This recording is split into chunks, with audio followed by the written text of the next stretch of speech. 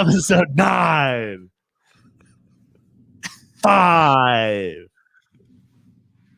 9 of Down to Dunk. You can find us on The Athletic and anywhere else you subscribe to your podcast. Go to www.theathletic.com/down to dunk to get The Athletic for $3.99 a month. I am Luke, joined this morning by Andrew. But I gotta say, I'm just fired up to be here today. It's pretty cool, pretty damn cool. Woo! Slam through. Ohio. Taylor. Two guys walked into a bar. The third guy ducked. Diana down the street. Same old thing. Yeah. We did last week. Slam through. Ohio. And Jay. It's Jay. Oh, man. Wow, that was a lot of inside jokes for us and no one else. From specifically this morning. Thanks for joining us on this Friday, everybody. If you're joining in on the stream, we have someone from India. I won't pronounce your name because I'll mispronounce it, but thanks for joining. Any Ruda? That's a good I'll let shot. you do it. We have our friend from Hong Kong here. Thanks for joining. We have Xander LaFlame from Brisbane, Australia. We're talking the Down to Dunk worldwide. What? We have someone from where are you? What time is it over there in Melbourne? Anyways, the Thunder beat the Phoenix Suns 102-97 in what was a very well executed game by the Thunder. No Devin Booker. The Thunder have had some luck along the way with especially the Blazers and the Suns winning both of those games. And tonight they play the Brooklyn Nets, which should be a very interesting game. Is it? I think they're going to get trounced by the Nets. Interesting just because I'm interested to watch the Nets. Yeah, I agree. At every single game that they play. It was funny to listen to you guys on the Dream Team talking about like you and Royce being one of or two of like the 20 people that are inside the building. Yeah. Just hollering. Just boo. Kevin, I've thought about that so many times. I could yell and the entire building would hear me. Would hear every word I say. okay, if you didn't yell, like say, let's just a player misses a shot and you say to Royce next to you, God, he sucks. Yeah. But if you said it at the right time at that volume, would it carry? I don't know. You're quite a bit of ways from the. Everybody's very spaced out from one another. You suck. They would hear. That'd be so funny, dude. If y'all just booed, oh my God! If I was 17, I would not be able to resist. Yeah, like I physically could not resist doing things like that. Now that I'm so funny, double that age, I'm a little better. It is 11:42 in AM or PM in Melbourne, Australia. Staying up late. Good to know. Thanks for tuning in. So yeah, the Thunder. I believe the next time that we talk, there is a chance that the Thunder are 500 or better. Yep. Because of so they will likely lose tonight against Brooklyn, just because they have not beaten like a really good team yet. And then they get Houston, which Houston's playing better. Houston, have they won 4 in a row? 4 in a row. I watched that game last night. They are, I think they're probably. They're incredibly decent. Yeah, exactly where you want to be, right? Incredibly decent. And then they have Minnesota. And Minnesota's been so bad. And both are at home in Chesapeake back to back. I can't imagine I would want to go to both of them. But they will probably beat Minnesota twice unless Towns is back, which I don't know if he'll be back or not. I think he's like right on the cusp of coming back. Man, I can see them taking one of those Houston games too, and probably dropping one of the Minnesota games. But yeah, that's 2-2 right there, Andrew. Yeah, Karl Anthony Towns has passed the 2-week mark as far as mandatory isolation, but I think it all depends at that point on conditioning, which not like I've achieved something, but even now I'm a month away. Now I'm not a world-class athlete or Karl Anthony Towns or somebody that's in relatively any shape like that. But man, it's just the fatigue is a real thing. Like I think looking back at some of those that went through it in the summer and then showed up in the bubble, I can imagine why the conditioning was so off for some of them. And that's the same thing in Miami. Isn't that correct? And did Jimmy Butler, is he in the COVID protocol or did he get injured some other way? Other way? He had a baby, I think, is what's happening. He's missed a ton of time. I think he's played in 6 games this year. I saw something that said it was on the NBA Reddit where it says like in a week he's lost more than 12 pounds. Jimmy Butler. Yeah, I saw that somewhere too. So that's give me that diet. Twice. That's COVID. Twice. I'll take it twice. Yeah, the Heat are 6-12 right now.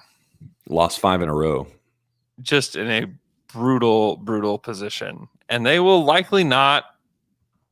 I mean, they'll bounce. I believe they'll bounce back. I think once they get their team back. But also remember, going into the bubble playoffs, they were the 5th seed. I know like we have all these grand ideas about the Miami Heat from last year. They were the 5 seed last season. It seems so strange that was the team in the finals now to think about. Yeah. And it's interesting listening to Miami Heat talk about, or Miami Heat fans talk about that team because they're realizing, Bam is a superstar. Yeah. But Bam is so good. But why is he not good enough to why isn't this team good around Bam? Why does it need Jimmy Butler so bad? You know what their starting lineup was? I mean, there's Bam, Nunn, Dragic, Kendrick Nunn, who wasn't in their rotation at all. Yeah. Tyler Hero did come back last night, but obviously that didn't matter. But they're playing KZ Apala big minutes. Yeah. Gabe Vincent, ever heard of him? Nope. Plays a ton for them. He's played for them for weeks now. Mike Strus. I didn't know you were allowed to have a Mike Strus in the NBA. Right. These guys are playing like 20 to 25 minutes a game. And Precious, which I hear he's been pretty good this year. He's good. He's fine. Somebody's got to score. Too much. Someone's got to score the points. Gabe Vincent, 18 points last night off the bench. Yeah. Yeah. I don't know. I don't hold a lot of judgment against the Heat until they actually have their team. Yeah. That's they trade for Brad Beal. That's one of the things that has helped the Thunder is that they have had like games where they haven't had Al Horford, but they have mostly had their best players in Shea and Dort. And it seems like every team that we play, it's like, they have, X number of people out. Like there's a lot of people out. Either they're resting people against, us or people are just sick or out for whatever reason. Yeah. This is the benefit of a small market with not a lot to do, is that when they're home, and they've also been traveling a ton, which I'm assuming that the organization has them pretty locked in when they travel. The league does. Yeah. So being on the road for these long stretches has helped some of them avoid the COVID protocols. But then on top of that is I think just being in Oklahoma City, I'm assuming a lot of them are, they're not going out regularly like you would in a city like LA where Kawhi and Paul George are out, I don't know. I think that probably has at least something to do with it. God, I don't know. How bored do you think they are on these road trips, Jay? They're going to a hotel. It's not even like they can go to each other's rooms and hang out during the day or whatever. Especially compared to what they would have done last year on the road or the year before, or these guys that have been in the league for a while, which is not a lot of the Thunder guys, but the things that they used to do on the road, I can't imagine. Well, I can imagine. Well, and it's not, they can't even meet as a team. Yeah, I know. One of the biggest problems is they can't go hang out at the movies together. Yeah, exactly. They can't. You are going on a road trip. You are spending probably 80% of your time in a hotel room by yourself. Yeah, it sounds pretty nice actually. If they have a little jacuzzi in there. You think they're staying at honeymoon motels? What's crazy to me though is they're flying in an airplane together. Yeah. Jay, nothing makes sense. Like trying to like break it down and make sense. Like, they're also playing a luck. like strenuous activity. Yeah, they're huffing their breath all over each other, next to each other, sweating all over each other. They're following the CDC guidelines, which honestly don't make a lot of sense. Right. Because the CDC would argue that you aren't around somebody. You have to be within 6 feet of somebody for 15 minutes in order for that to happen. And if you look at basketball tracking data, which is what they're doing, that it hasn't happened this year with two players because they're so moving so constantly. They're not like next to someone for 15 minutes. Yes. Yeah, but if they're regularly testing, like which is the biggest key for them is they're regularly testing, then they should be able to identify who has and doesn't have the virus. And if you can do that, like they're doing for the fact that everybody was together and didn't have the virus, then all of a sudden you'd have confidence. I am like shocked that the NBA hasn't just like called Moderna on the side and been like, hey, can we get 1,000, 2,000 doses of the virus or the vaccine so we can just kind of do this for you? They're definitely having those conversations. Definitely. Yeah. So I have a question, Andrew. I don't know if you know any of this or if whenever you talk to some of the guys at the organization, like, do they have any conversations about allowing fans in the game? Not that I'm saying they should or not, but you watch some of these teams and they have, 2,000 people in an arena that fits 20, and it doesn't feel too terrifying. Like, have they had any of those conversations? I have not heard a peep about that. And I think honestly, how much money could they really make on that? Because if you have fans in the arena, then you have to staff the arena a little bit. There's a lot more people you have to employ. If you're going to have food, you have to open up all those vendors. You probably don't have to open up all the vendors. You could probably pick you 2 or 3 or something, but but you can't. A lot of those, I guess technically some of those places have food and stuff like that, but for the most part, those people should still be employed, I would bet. Oh no, they're on the street, Jay. What do you mean? Well, you even think like the Thunder didn't lay off half of their, public relations or hospitality staff, did they? Those people are probably hourly workers. Yeah. So they're probably just hanging. Depending on who we're talking about, yes. But a lot of those people you see walking around are part of the Thunder organization staff.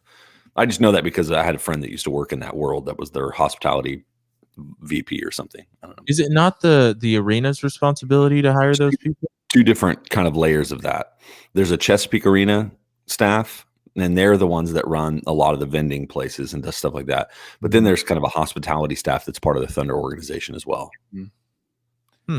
Yeah, there's plenty. There are people there. Like I walk down the hall, and there are people sitting there making sure that we're not doing something dumb. Yeah, that's their job. You and Royce, Royce and Joe, and Joe Masato.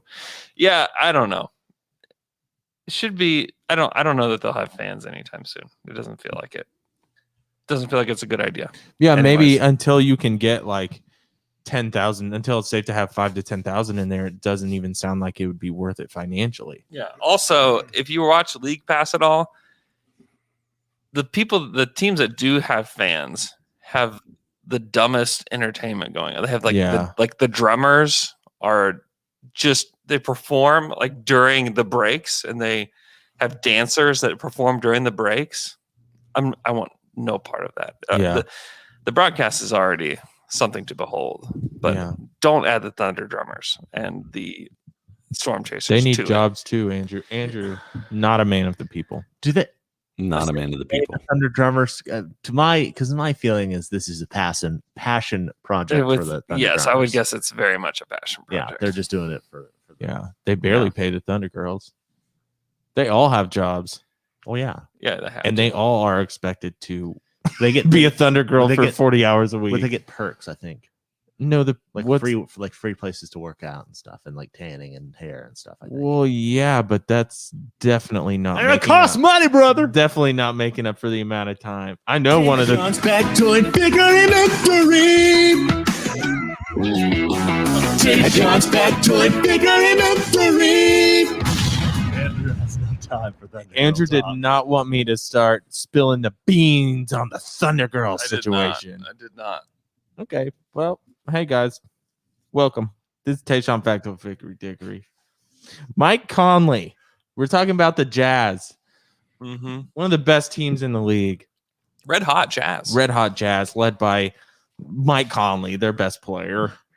But Mike Conley's been great. His plus minus has been his total plus minus for the season is 229, which is the highest in the entire league. And he mentioned he still thinks about making an all-star game, and it's something he still strives for, which this is going to end very sad for him. Right, because there's 2 guys on your team that are in line before you. You're not making it, dude. Sorry. Yeah. You probably should have made it earlier in your career, but it's not happening now. So yeah, it's too late, bro. But I have a question for y'all. Is there anything in your life that you thought you'd achieved by now or from an earlier passion, but it just didn't happen? I can start if you'd like me to. Sure, you can start. I thought so. 10-year-old Taylor would be absolutely mortified that almost 30-year-old Taylor is not super famous from being like an actor or a rock star or something like that. So I remember being really little and realizing what my dad did and thinking like being extremely sad for him that he's not famous and that he's just a normal job having person. Poor guy. And I was so sad for him. I really felt bad for him. And I was like, there's no way I could do anything else other than be a celebrity. So that's something that's probably not happening. Wow. You never know. It could, though. You never know. It could still happen. So, we're all on our own timeline. I'll tell you mine. I thought for sure, like this is like, let's say college-y time. For sure, I would work in comic books. Yeah. Yeah. I was certain it's going to happen, and it did not happen. You are a lawyer. And guess what? Probably not going to happen. Could still happen, though. Never say never, bro. Good. You even like interned at DC Comics. I did. Too. I interned at DC Comics, and so it wasn't just like, I'm going to do this one day, like with no like idea. Like I have interviewed for jobs at DC Comics, and but didn't get them. What would your job like? What was your dream job in the? I wanted to be a comic book editor. Yeah. So I was the person that like talks to the artist, talks to the person that writes it, and like make sure it's like kind of like showrunner of like a TV show, okay, like make sure things are happening on time, like a producer. Yeah. So like you're getting it, you're actually making sure it's getting done. And that's where I interned with them, and it was awesome. But I'm probably not gonna do it now. Could still happen, Luke. Keep your toes crossed, buddy. It's so funny because that, like in our minds when we were younger, it would be some sort of like failure. But you guys are like wildly successful in the fields that you've stepped into, which is really cool to watch. Anyway, that's not true. It is. And, come on, man. Wild success is successful. That's a big big statement. Wild success, but wild. Are we? You guys are successful. I'm glad I'm doing this. I'm glad I'm doing this as opposed to that. Yeah, I mean, and it depends on what your idea of successful is. Thank you, Jay. I know you're trying to compliment us, but we will not accept. We will not accept that. I thought because if you look back at like 10-year-old Jay, that's kind of the best frame for this for me. Is I thought I was going to be a professional athlete. I thought I was going to be in the NFL. Was my goal growing up. I love football. Played football from 4 years old until I was 20, and I thought I'd be in the NFL. And realized when I was not as giant as people in the NFL that was probably not a reality when I was in high school. And it started fading probably when I realized like how difficult that is. And now I'm probably pretty thankful that I didn't get into the NFL in the sense of the amount of beatdown that my body would have taken that it already took. But that was mine, is trying to be a professional athlete of some sort. Who did you model your game after, Jamon?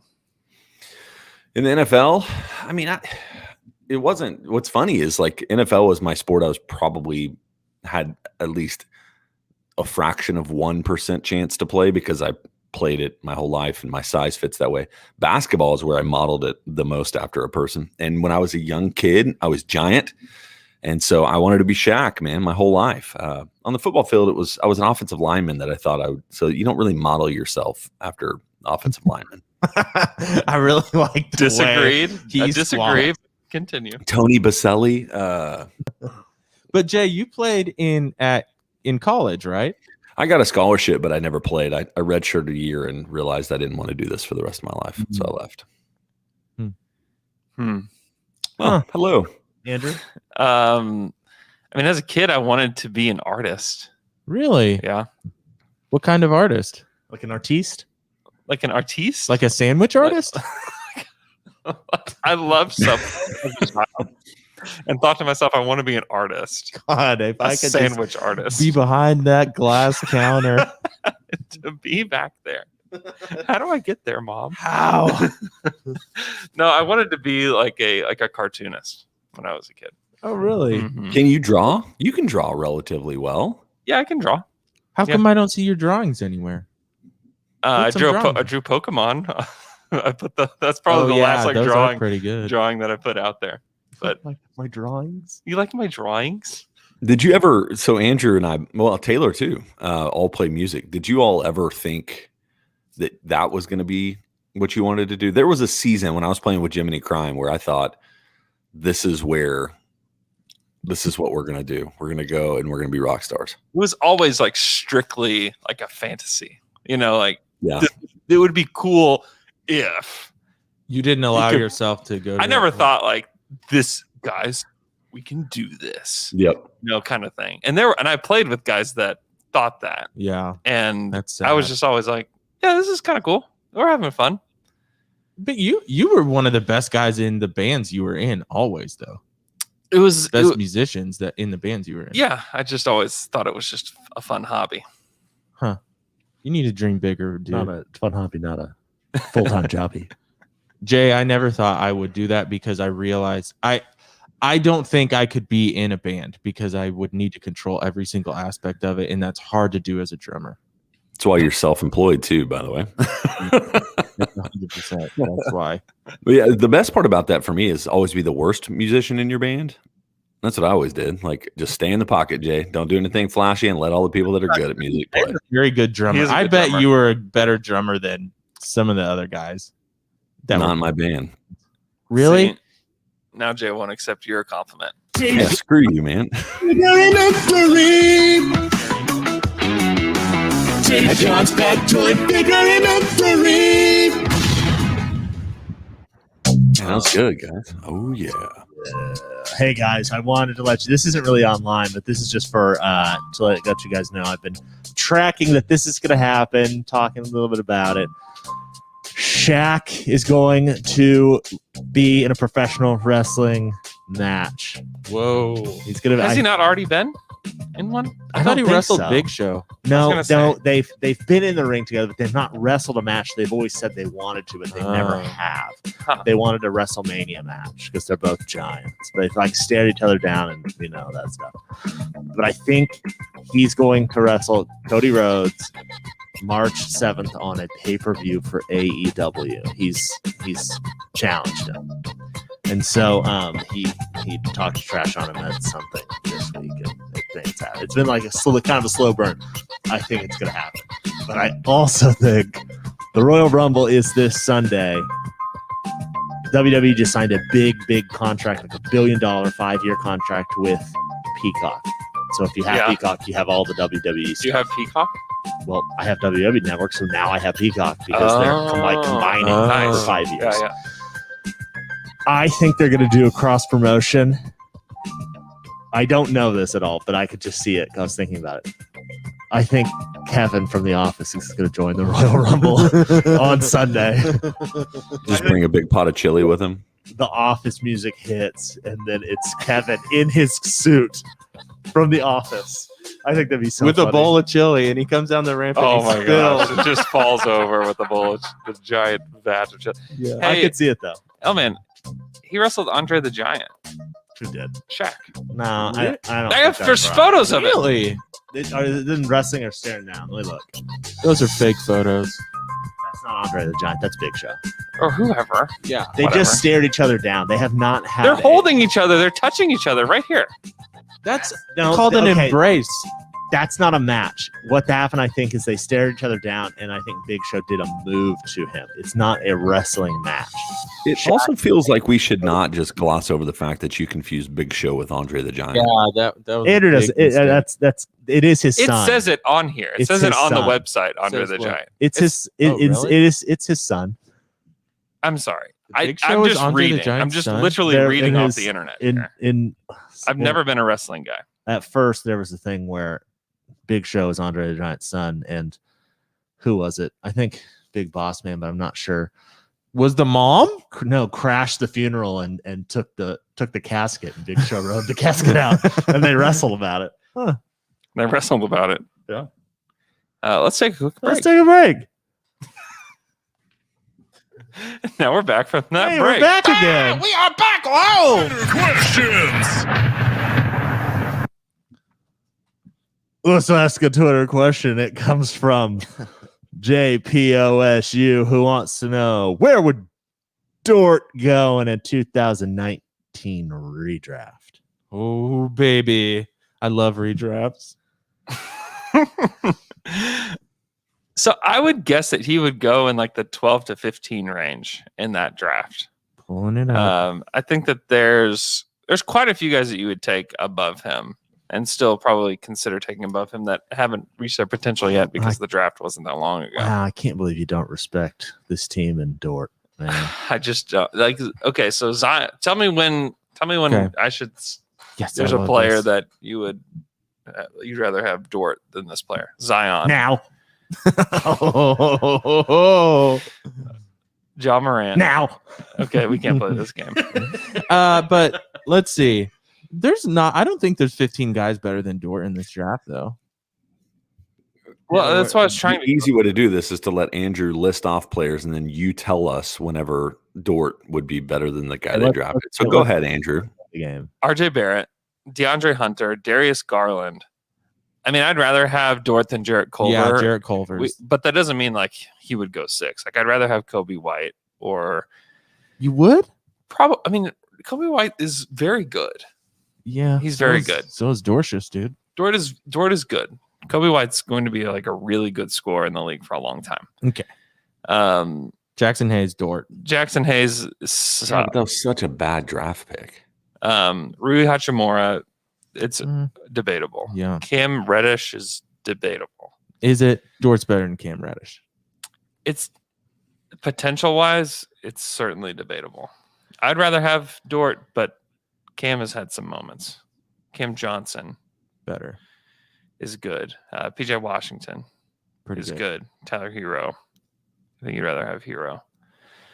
And that's where it starts to get like, okay, I'd probably take Dort. I mean, there's like Nikhil Alexander-Walker, Matisse Thybulle, Brandon Clark, Darius Baisley, Grant Williams. I mean, Baisley, it's funny. I mean, we would have probably taken Bays over him to start the season, and it probably wouldn't have been that close. Yeah. But I think that you can easily say that he has like the higher floor than Bays at this point.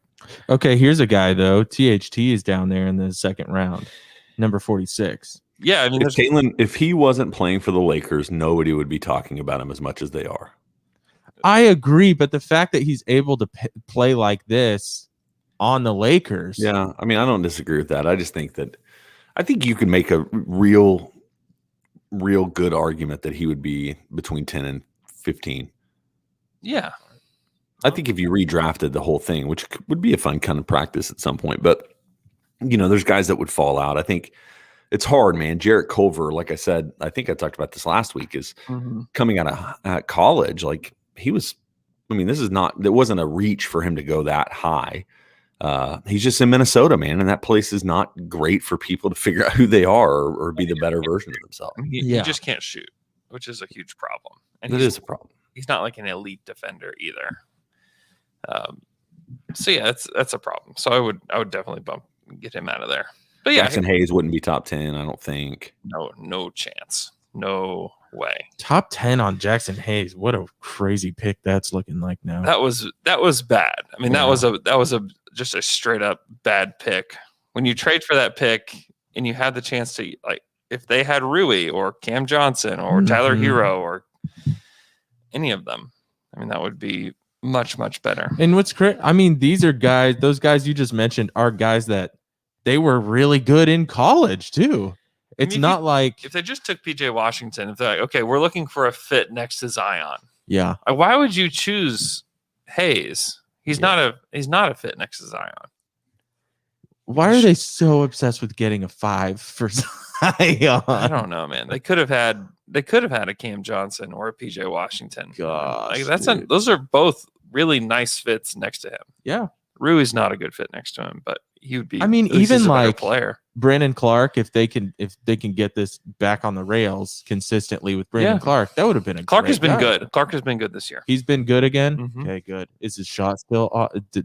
Did it revert back? I guess. I don't know what happened there, but yeah, he's like 13 points, 6 boards. Okay, good. Almost 2 assists, a steal, and almost a block a game.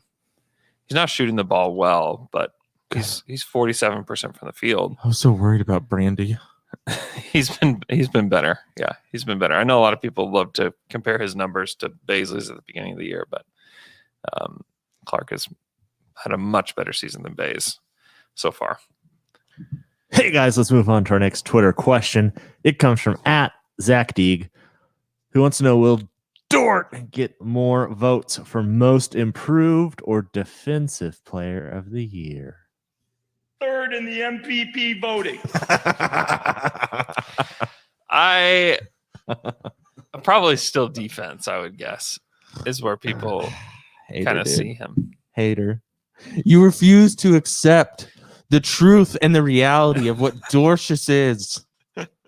I would say that the only struggle with most improved player is that there's going to be so many people that vote for this that just scroll through and see points per game and where the points per game jump is. Yeah, there's a jump with Dort, but most of the people that win MIP are scoring like 20 points a game. So what do you think about a Jeremy Grant? Like if teams that are even on the bottom side of it are getting this look. He's like the perfect most improved candidate, because a lot of people don't like this award because it's usually like Dort, who's a second-year player. Yeah. And those guys are supposed to get good. That's supposed to happen. You get better from year 1 to year 2.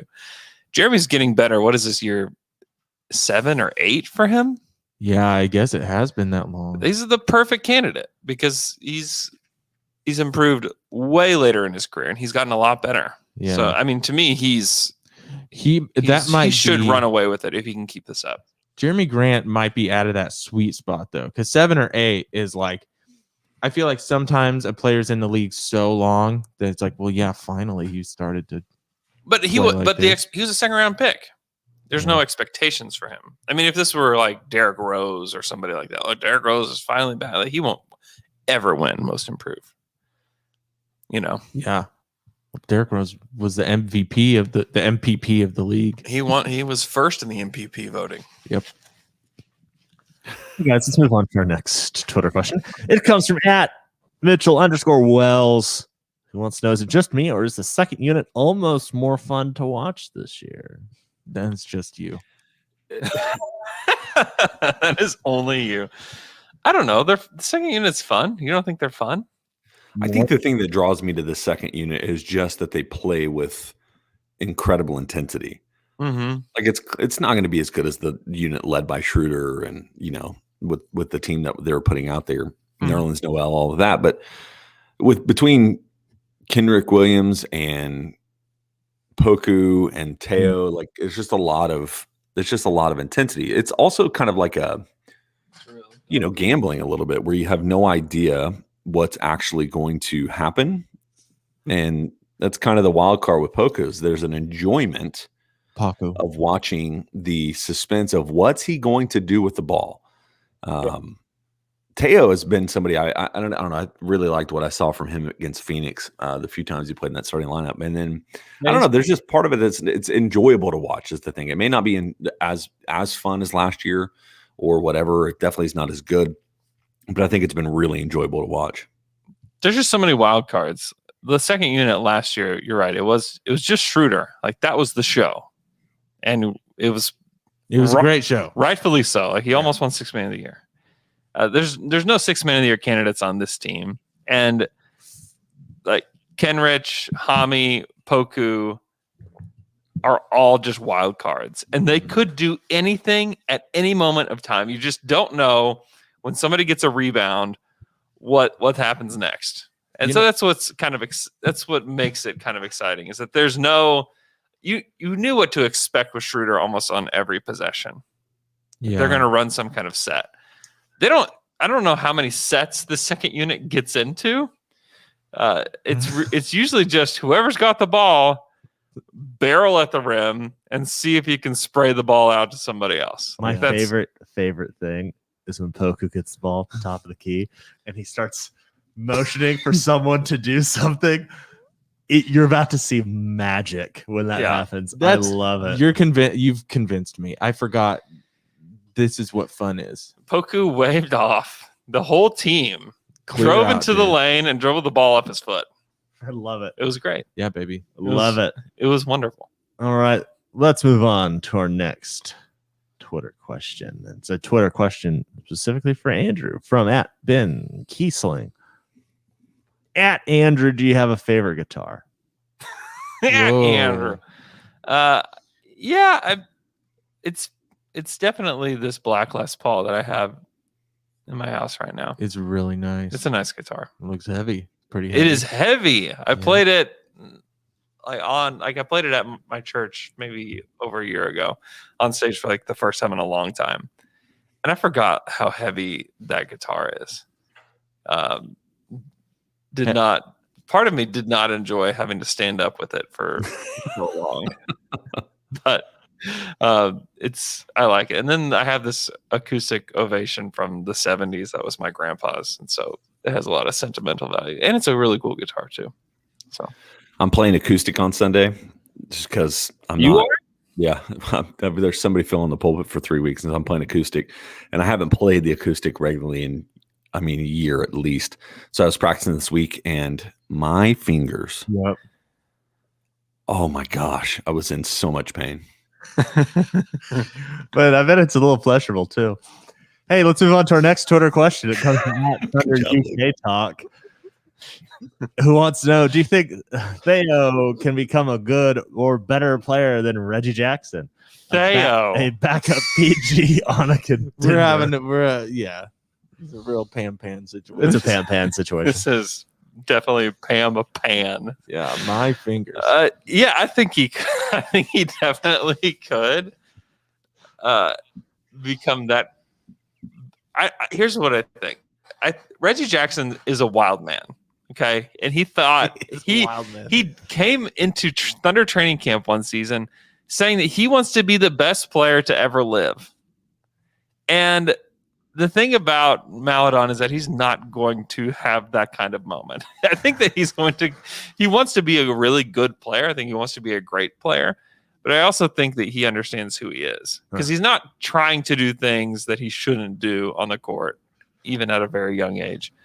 So I would say that he has a potential to be a backup guard or potentially a starting guard for a really long time in the NBA. Whereas he's played a little bit better this year for the Clippers, has kind of already had his like flame out moment. Where I just think that Teo's more of a steady hand type of guy. He's not going to be mistaken for the number one guy on a team, which Reggie was, just because of his own confidence. And then Detroit figured out pretty quickly that this is a very, very bad situation that we have put ourselves in. I don't think that the kind of trajectory that Teo's on. I think that, to me, he profiles more of a solid guard that will be probably your third guard. Yeah. A Thomas Satoransky, if you will. Tomas Satoransky, if you will. Yeah. Man, Reggie, though, I just want to... I know we hate on Reggie a lot, and deservedly so. But do you remember how freaking good he was? He was good. For his role, he was really good. And then he started being a wild man. Yeah, he got wild. Yeah. I mean, his scoring ability as like that backup point guard was shocking to Off all the of us. bench, he was nice. Yeah. I mean, even whenever, think about it. They played against Memphis when Russ went out and slid him into the starting lineup, and they couldn't get any traction at all with Kevin Durant on the team. One of the best players to ever play the game. Durant.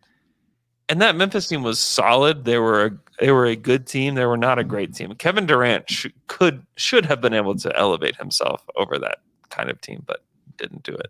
Loser mentality. What a loser. Hey guys, let's move on to our next Twitter question. It comes from @Jasper H. Hammer, who wants to know if our own pick ends up being something like number 8 or 10, how bad is that for the team moving forward? It's not good. I'll tell you that. That is not where the Thunder would like to be. Because if you're picking 10, the odds of picking a great player are extremely low. And you want to give yourself every chance that you can. And that's where maybe they start to package multiple picks, to try to push themselves into the top 5. Mm-hmm. I would not be surprised to see that happen if they continue down this road. However, they haven't hit the tough stretch of their schedule yet. And when they play after this Houston, Minnesota homestand, it's Lakers, Denver, Milwaukee, Portland, Milwaukee, Cleveland, Miami, San Antonio, Atlanta, Denver. Let's see where they are then. Yeah. Also, I just want to remind us all here in this podcast, and Jay, I hope you're listening. Mm-hmm. You guys took 5 games. I never shook on it. Shut up! You did, Andrew. Come on. I didn't shake on it. Guess what? That is some coward. I'm just saying loser stuff, dude. They need to win 3 more. Is that what it is? Credibility with a down to dunk base. With the John Luke. Yeah, good words. Listener base. You've lost it. I'm kidding. I still stand by my 5. Okay. I stand by it. So they can only win 2 more games. I don't want to shake my lawyer's hand. I'm not shaking your hand. Pound on it. Pound it. Not pound it. Pound it. Wow. Wait, is it? God. They've already won 3. They won 3 since then? Did they win 3 times? No, they've won twice.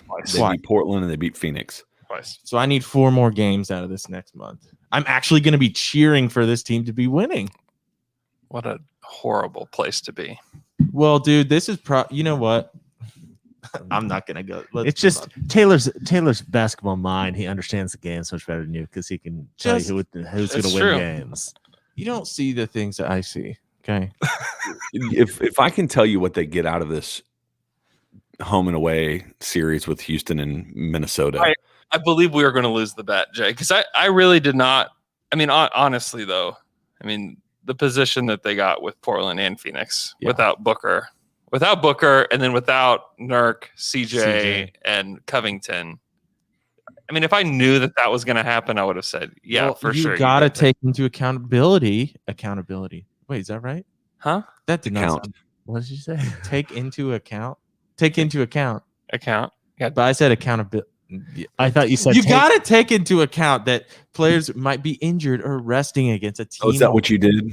Yeah. You went through and you're like, I just assumed that Booker's going to be out this game and Portland's going to have nobody.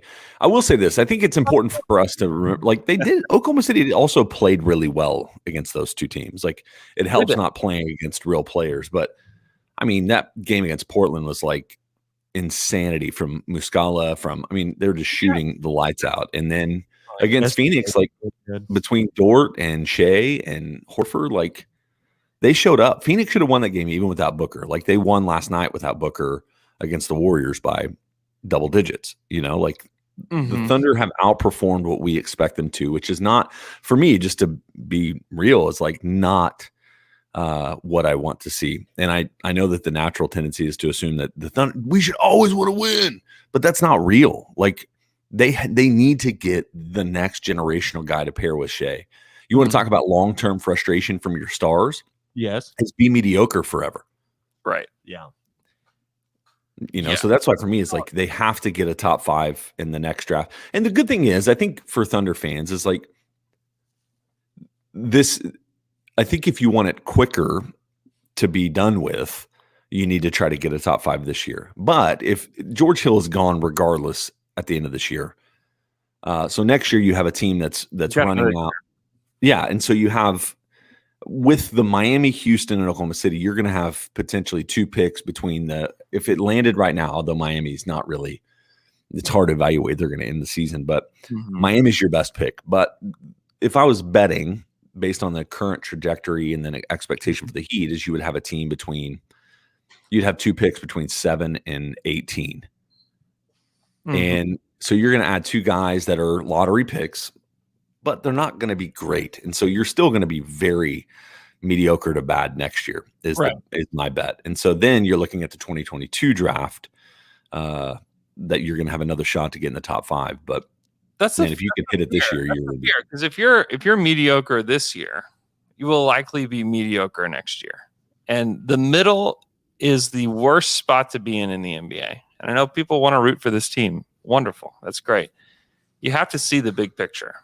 And it's still very early. I mean, it's still very early in the season.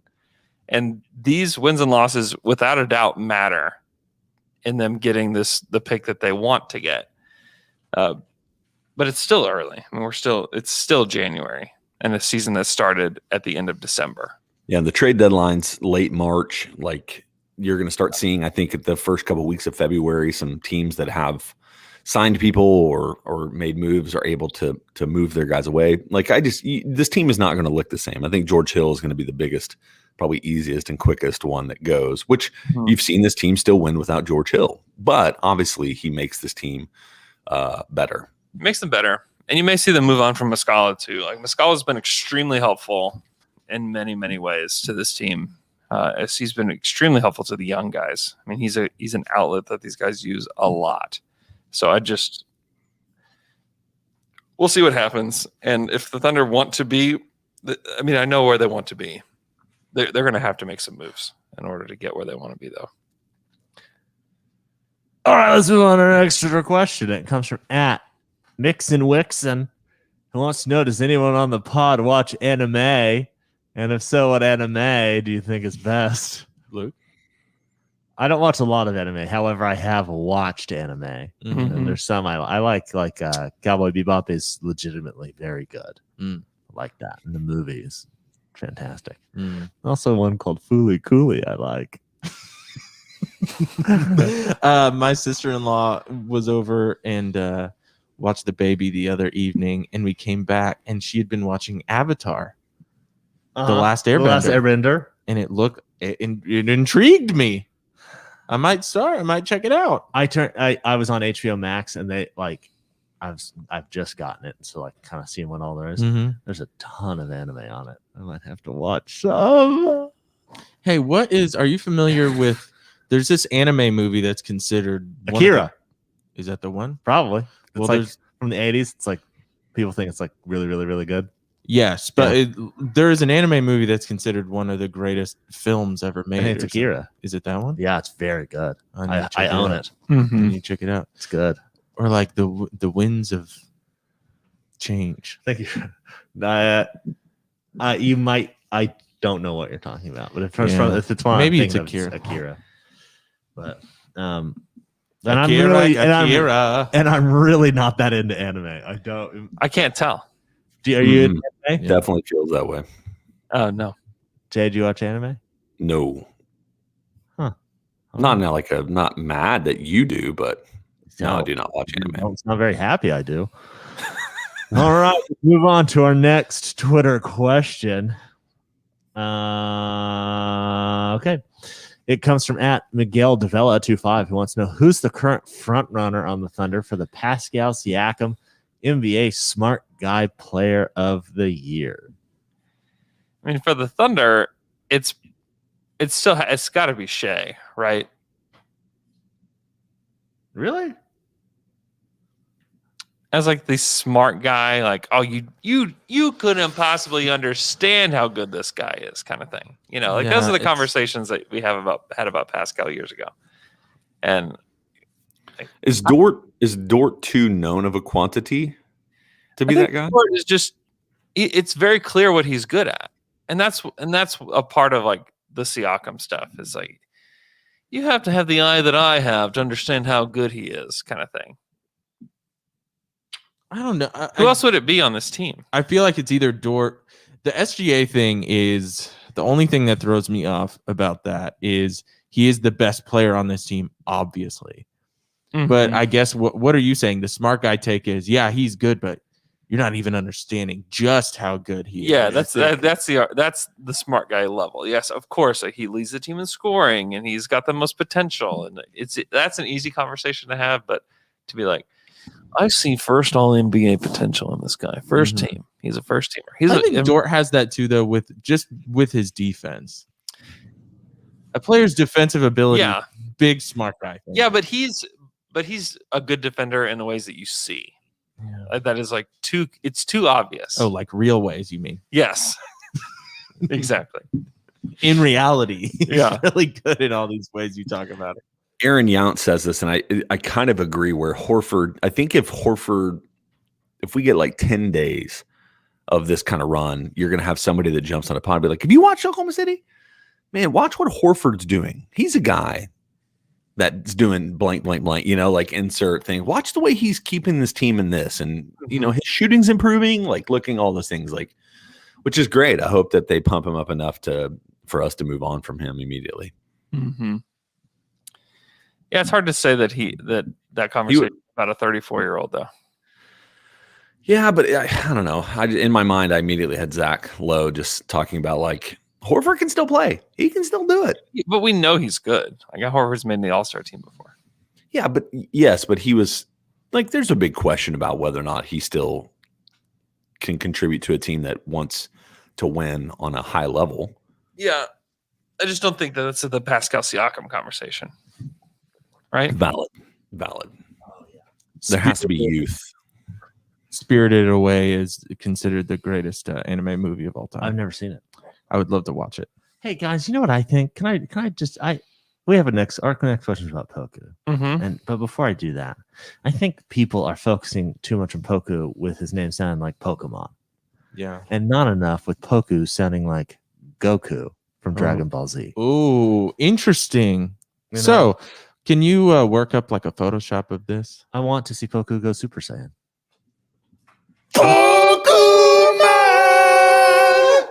All right.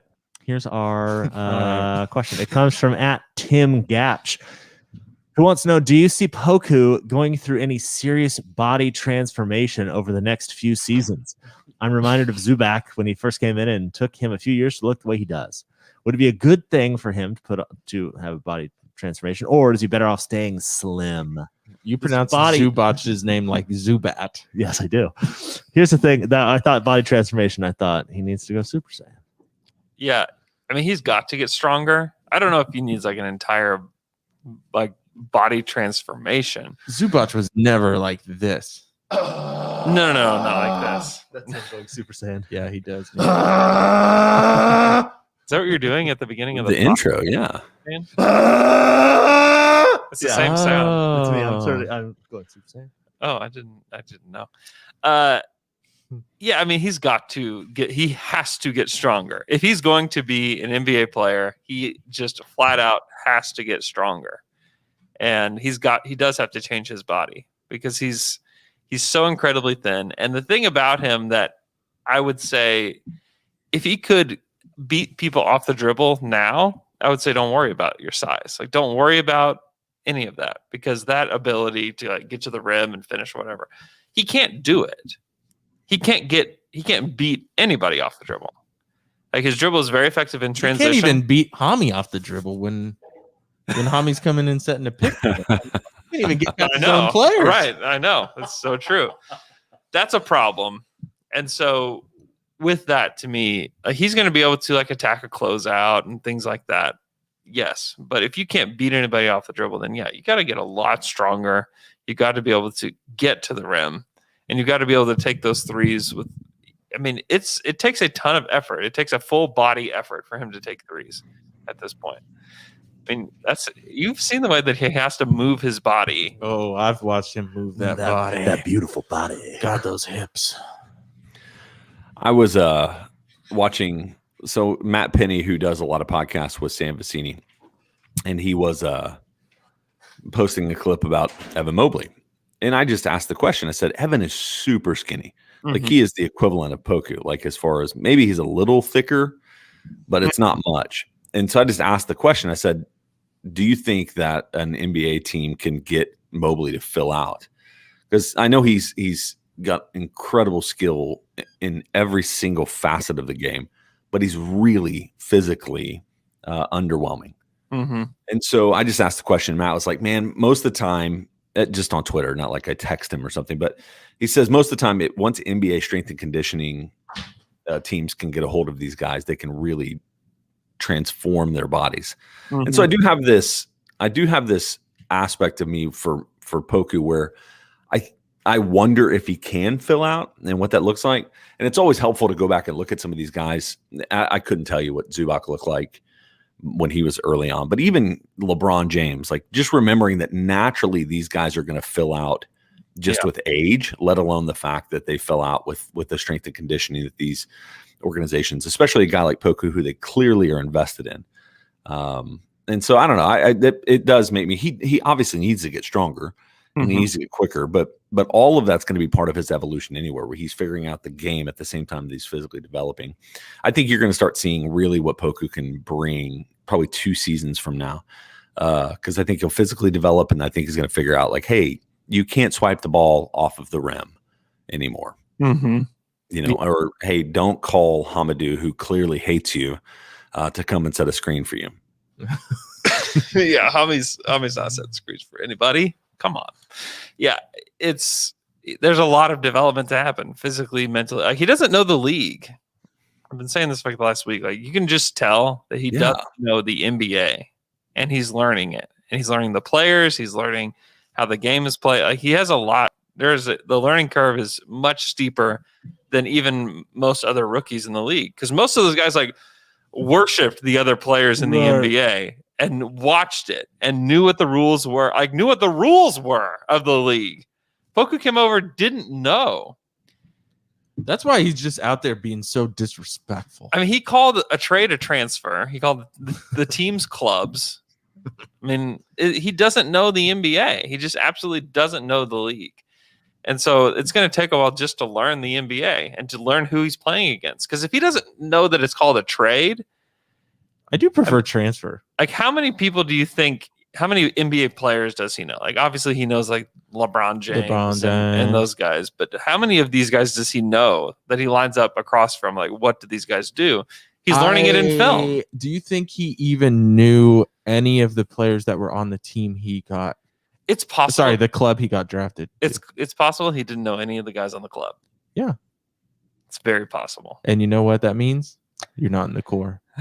If you don't know who the players of your club, you're not in the core. Give him time. Give him time. Oh, really? Give him time. Yeah. Also, Jay, he doesn't have the frame to put on the weight, dude. This is it for him. If he doesn't make it this year, you're out, man. It's over. I know you're not serious about that, but how do you actually like watching? Like, are you worried about his future watching him play now, Taylor? Yes, because I do not think he will be able to gain the kind of strength and the way to use his body in a way that's going to push his game forward. I think the only way that he's going to be able to make it in the league is his skills. He has to be like a skill player, and he has to be a shooter. But what else was he going to be, though? I mean, like, that's why they drafted him.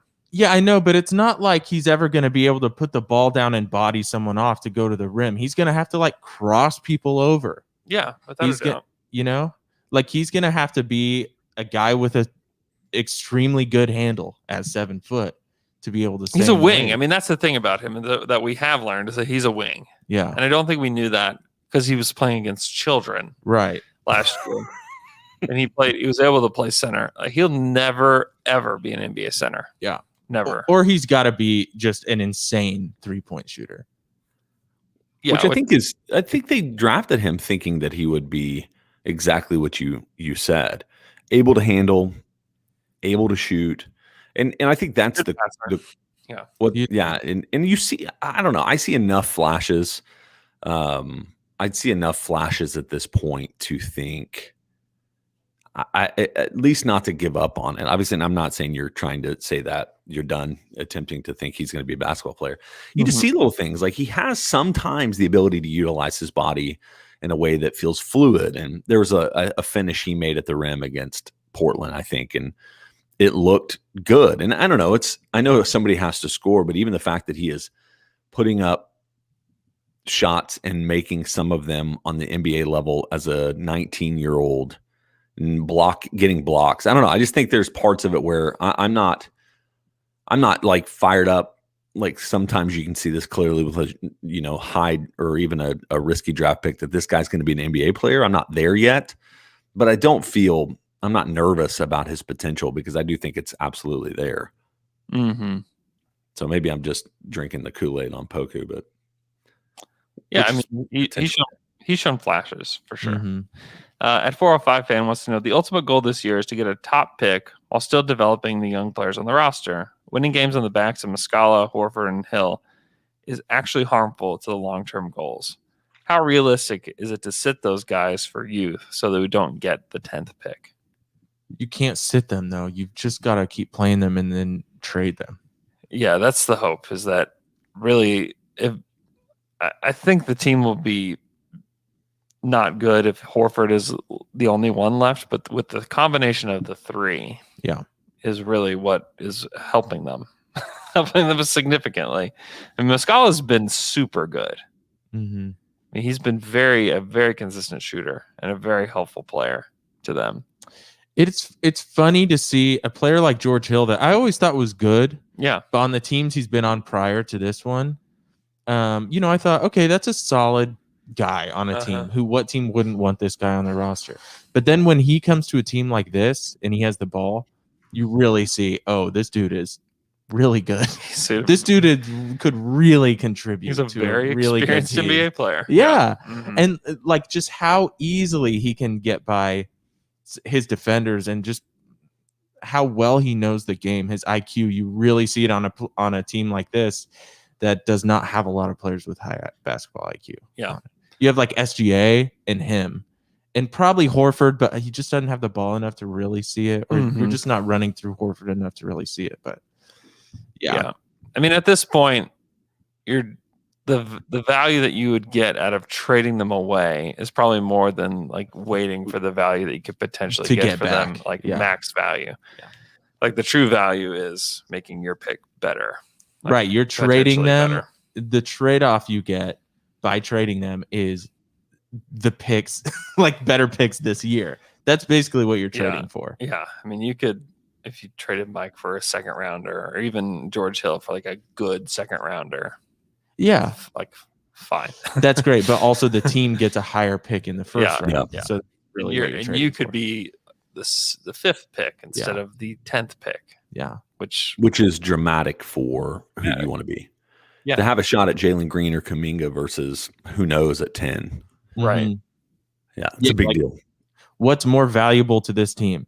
Getting a higher pick in the first round or getting the best second round pick you can get for George Hill? Yeah. Like which one are you going to wait on? Yeah. And Sam knows all of this. Like, obviously, like I sure do hope.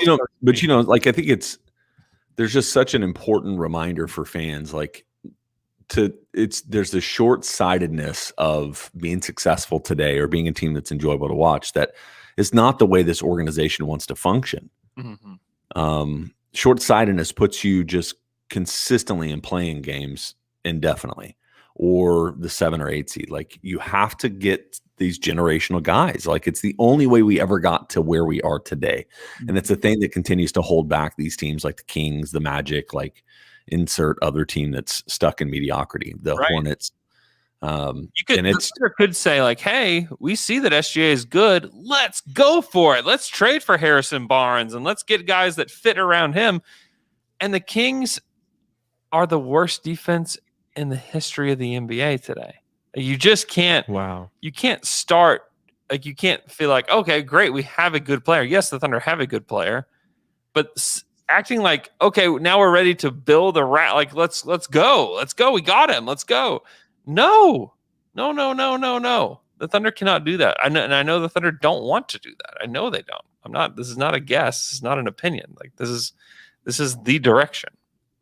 Well, and I think that the question is always like, are they learning bad habits? And losing has the potential to do this and this, but it doesn't feel like that. They're even bad, but it's not like, I don't know. I don't feel it's not Brad Beal on the sidelines, like praying that the Lord would take him away from the Wizards. Well, and even Bradley Beal, like you talk about like bad habits, like the bad habits haven't hurt Bradley Beal. How many teams would give up 5 draft picks to get him?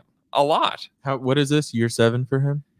This is year 9 for Bradley Beal. No, it's not. He's only 25. No. He's like 27. Huh? Yeah. He would have been. Yeah. No, I mean, this is. He's 27. Oh, shoot. It's year 9 for this guy. I said that. Oh. Yeah. Huh. It didn't hurt Bradley Beal. It doesn't hurt good players. Bad habits can hurt fringe players, but you're not building around. You're not trying to build to get fringe players. The fringe players that are on this roster today are unlikely to be on the roster in 3 or 4 years. So the whole argument that the losing hurts this and the culture and the bad habit, like all that is there. There's no proof of that. I mean, you can look at if you want to call it out, you're just talking about bad teams, bad franchises. You're talking about the Wolves and the Kings. Like, yeah, those teams. It doesn't matter who's on the team. It really doesn't. Like, those franchises are awful. Like, they're terrible. Karl-Anthony Towns has been viewed as one of the best big men in the NBA since he came into the league, and they haven't been able to build a good team around them because their franchise is no good. I mean, they just expended serious draft capital, franchise-changing draft capital to get D'Angelo Russell. Yeah, potentially a top 5 pick in the draft. Yeah. Well, and I think the other thing you can look at for the Wolves to kind of, not that we're trying to pile on them, but you look at Jimmy Butler. Jimmy Butler comes there, gets them into the playoffs, and then immediately is like, this culture is not good, and it's like, I gotta get out of here. Yeah, in the most public way possible. Get me out of here. Mm-hmm. And then runs their starters off the floor with a team of bench guys. Yeah, because they were horrified of Jimmy Butler. Well, same. Yeah, but like the fact that they would be so unfamiliar with that level of professional like behavior or intensity from Jimmy Butler says a lot about the franchise. Even Wiggins this week. Did you hear Wiggins post game this week? No. They played the Wolves. The Warriors played the Wolves, and he talked about basically how unorganized the entire organization is. He's like, and he just talked about how organized the Warriors are from night to night, in that I know what I'm supposed to do every day, like kind of thing. Like, I know what my assignments are. I know what the team wants me to do. Those like baseline level of things where he was obviously saying, I was not getting that with the Timberwolves. Yeah. Kind of deal. Yeah. Wiggins has been a lot more consistent this year too. He's been fine. I mean, it hasn't been like extra. I mean, he hasn't gone out, and the difference is he's not having like 30-point game and then 5-point game. Where the hell was Wiggins? Yeah. He's in every game now. Yeah. He's been fine. Like, he's been a decent defender. He's been a decent scorer. Yeah. Like, he's doing his job there. Obviously that was a good trade for the Warriors. They should trade for Towns too. They should go get Towns. Can you imagine if Towns? We'll give you your pick back for Karl-Anthony Towns. We'll trade you your pick back. We'll take. You can have your pick back, and we'll take Towns. What a mess. Pick back and Wiseman for Towns. They've also had this is the frustration about Minnesota too, is they've had incredible draft capital over the last 10 years and have just blown it. Yeah. Like, even this year, like, I think Anthony Edwards might be fine, but even, LaMelo would have made a ton of sense for the Wolves. Yeah, wouldn't you rather just have Wiggins your pick this year and LaMelo? Yes. Could have had it. Anthony Edwards could be pretty good. But I like some of the things I see from him. I think there's a potential he's going to be super inefficient. He looks like a number 1 pick, though. He looks like the 14th pick. Yeah. He looks like what you'd be excited about as the 14th pick. Oh, he's coming off the bench. He's scoring, I don't know, what is he scoring, like 10 points a game? Yeah, but everybody, this is what's hard is everybody kind of assumed that anyway. We thought that. Now, to be fair about the Wolves this year is that having Karl-Anthony Towns out for so long has been obviously a problem. He's played, I can't even imagine, 5 games this year? If that? Yeah. He is at least ramping up. From what they said, he's ramping up conditioning and getting closer and closer. And so we could see him this week if they play. And they're a totally different team with him. Like, obviously, he's incredible. Mm-hmm. But he's played 4 games this year. Yeah. I think you can already watch LaMelo and say, oops, they made a mistake here. Yep. This is a big mistake. Yeah. No matter if D'Angelo Russell's on your team or not. And if you're making decisions based on D'Angelo Russell, you are already sunk. Yeah, that's true.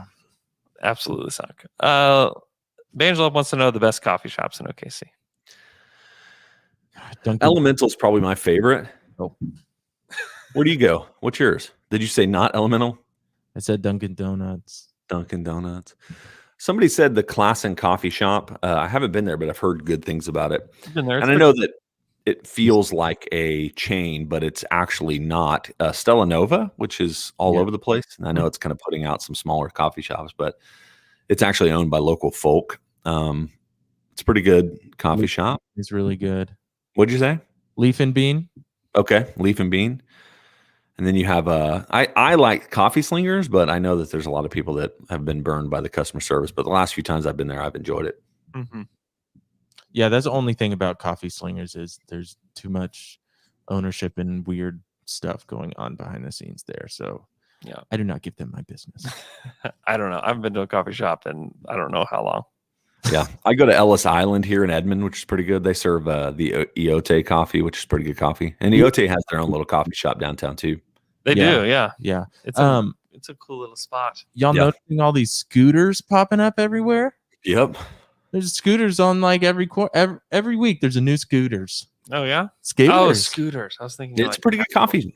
I mean, it's a national chain, but it's pretty decent coffee if you need one on the run, on the go. Yeah, there's lots of scoots, man. Lots of scoots. Oh, you can scoot right in and scoot right out too. There's never a line of scooters. That's good. That's good stuff. All right. Enjoy the game tonight. What? No. Go on. Enjoy the game tonight. Make sure you go to theathletic.com/down-or-dunk. Get it for $3.99 a month. We appreciate you guys tuning in. If you are on the stream, thank you so much. Hope you guys have a wonderful weekend, and we'll talk to you guys again on Monday.